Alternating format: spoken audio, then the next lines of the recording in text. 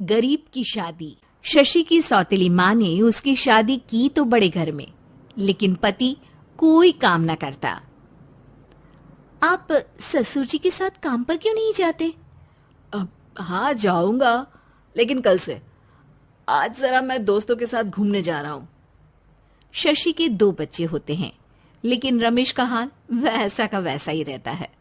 एक दिन, सुनिए ना, बच्चा रो रहा है, इसके दूध के लिए पैसे नहीं है। अरे तो पिताजी से ले लो ना। क्यों? अगर आप में कमाने की क्षमता नहीं थी तो शादी क्यों की? तभी घर आई बड़ी ननद बोल पड़ती है। आहा, तुम्हारी माँ को साफ साफ कह दिया था कि लड़का ना कमाता है ना कभी कमाएगा। हम 4 बहनें हैं इसका ख्याल रखने के लिए, और पिताजी का इतना सारा पैसा, तुम्हें किस चीज की कमी रखी है? लेकिन थोड़े ही सालों में तकदीर बदल जाती है। शशि का ससुराल गरीब हो जाता है। सब बिकने के बाद शशि अपने पति, बच्चे और सास के साथ किराए के मकान में आ जाती है। मैं कोई नौकरी करना चाहती हूँ दीदी। अरे इतने बड़े घर की बहू थी शशि, तुम नौकरी करोगी? नहीं नहीं नहीं नहीं। नहीं करूंगी तो घर कैसे चलेगा? बच्चों को भी तो पालना है ना। तभी शशि का भाई आ जाता है। शशि, ये ले राशन का सामान, किसी भी तरह की कोई भी जरूरत हो तो बताना। भाई, अब मैं नौकरी करूंगी। देख बहन, वैसे तो मैं तेरे साथ हूं, लेकिन हाँ, मैं ये भी चाहता हूं कि तू अपने पैरों पर खड़ी हो जा। शशि को एक प्ले स्कूल में छोटे बच्चों को संभालने की नौकरी मिल जाती है। एक दिन, शशि, मेरे स्कूल को अब तुम संभाल लो। मैं कुछ दिनों के लिए अपने बेटे के पास जा रही हूं। लेकिन प्ले स्कूल अकेले मैंने कभी नहीं संभाला है। अब ये सब मैं नहीं जानती। इतने महीनों में तूने जो देखा, बस पूरे आत्मविश्वास के साथ उसे करना। शशि नीलम के जाने के बाद पूरे 1 महीने उसका स्कूल अकेले संभालती है, और फिर एक दिन आता है जब वो अपना खुद का स्कूल भी खोल लेती है। वाह शशि, तुमने आज मेरा सर गर्व से ऊंचा कर दिया। तुम्हारा यही आत्मविश्वास तुम्हें बहुत आगे ले जाएगा। नीलम, बहुत आगे जाने की चाह नहीं है, बस ये छोटा सा स्कूल मेरे बच्चों की अच्छी शिक्षा में मेरी मदद करे, यही मैं चाहती हूँ। शशि थोड़े थोड़े पैसों से ही अपना परिवार पाल रही थी। एक दिन उसके घर उसकी बड़ी ननद आती है। अरे भाभी, घर में कूलर तो लगा लेती, मेरी माँ को कैसे पंखे में लिटा रखा है। अरे तो शशि कौन सा एसी लगा कर सो रही है? वो भी तो यहीं रहती है ना मेरे पास। ज्यादा यहाँ आकर मेरी बहू को परेशान ना किया करो। हाँ, मुझे भी शौक नहीं है इस छोटे से घर में आने का। मैं तो बस ये बोलने आई थी कि मेरे बेटे की शादी है तो ननिहाल का जो नेग होता है वो ले आना। हाँ, जितना बनेगा कर देंगे, और ना हुआ ना तो वो भी नहीं करेंगे। तभी शशि बोल पड़ती है।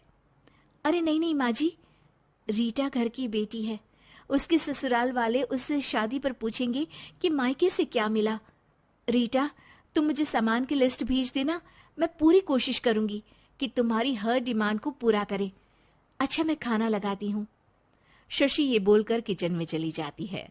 धीरे धीरे कर शशि किसी न किसी तरह अपनी सारी ननदों की डिमांड भी पूरी करती, बच्चों की ख्वाहिशें भी, और उनकी पढ़ाई के लिए पैसे जोड़ती। एक दिन जब शशि का बेटा 12वीं पास करके आता है। माँ, अब तुझे काम करने की जरूरत नहीं है, मैं अब कोई ना कोई नौकरी करके पढ़ाई भी साथ कर लिया करूंगा। शशि को लगता है कि बेटा और आगे पढ़ाई करे, लेकिन वक्त की मार के कारण वो बेटे को काम के लिए हाँ कर देती है। अब बेटा एक बैंक में चपरासी बन जाता है। लड़का देखने में तो बड़ा अच्छा है, अंग्रेजी भी पटर पटर बोलता है, फिर चपरासी क्यों? लड़का सारी बात मैनेजर को बता देता है। अच्छा, तो मैं तुझे एक मौका देता हूँ, तू यहाँ रहकर दूसरे डिपार्टमेंट का भी काम सीख। अगर तू किसी एक का भी काम अच्छे से सीख गया तो मैं तुझे यहाँ टेबल चेयर में बैठने वाली नौकरी दे दूंगा। लेकिन एक दिन शशि की ननद उसे फोन करती है। अरे भाभी, देखो मायका तो मेरा तुम लोगों से ही है। मैंने आपके बेटे और मेरे भतीजे प्रदीप के लिए यहाँ एक नौकरी देखी है, पूरे 5,000 मिलेंगे। वैसे करता ही क्या है, चपरासी ही तो है ना। कोई बात नहीं रीटा, मैं उसे इस शहर के बाहर नहीं भेजना चाहती हूँ। बाकी वो शाम को आएगा तो मैं पूछ लेती हूँ। वहीं प्रदीप मैनेजर की बात से खुश हो जाता है और मैनेजर के काम पर ही नजर रखने लगता है। वो उनकी तरह के पेपर पढ़ता, काम करता और आने वाले लोगों की बातें सुनता। एक दिन बैंक में ऑडिट वाले आते हैं। ये गलत है, पूरी बैलेंस शीट नहीं मिल रही है, कहीं ना कहीं गड़बड़ है। ए मैनेजर, क्या करते हो? बैंक के पैसों का हिसाब सही नहीं है। मैनेजर के पसीने छूट जाते हैं। तभी प्रदीप वहां जाता है। अब क्या मैं ये बैलेंस शीट देख सकता हूँ?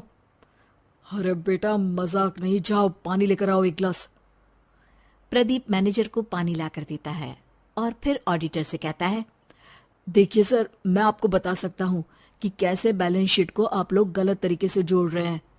ऐसा बोलकर प्रदीप एक एक कर सारे डाउट क्लियर कर देता है। अरे हाँ, ये तो पॉइंट हमने देखे ही नहीं थे। गुड, कौन है ये बच्चा? तभी मैनेजर बोल पड़ता है, अब हमारे यहाँ अकाउंट में नया आया है। ऑडिटर के जाने के बाद, वाह प्रदीप, आज तो तुमने मेरी नौकरी बचा ली। और आपने भी तो मेरी नई नौकरी लगा दी, अकाउंटेंट की। बस फिर क्या था, प्रदीप ने एक बार जो सफलता की सीढ़ी चढ़ी, बस चढ़ता ही चला जाता है। फिर एक दिन शशि की ननद, अरे भाभी कैसी हो? घर को तो बड़ा ही सुंदर चमका रखा है। अरे बेटी, कैसे आना हुआ? तू तो इस छोटे से घर में आना भी नहीं चाहती थी, कोई खास काम है क्या? अब हाँ, वो माँ, मेरा जो मजला बेटा है ना, वो अकाउंट से पढ़ाई कर रहा है, तो प्रदीप से बोलकर उसकी भी कहीं अच्छी नौकरी लगा दो ना। सास और शशि समझ जाते हैं कि कैसे पैसे आते ही लोगों के बात करने के तरीके से लेकर रिश्ते निभाने तक में बदलाव आ जाता है।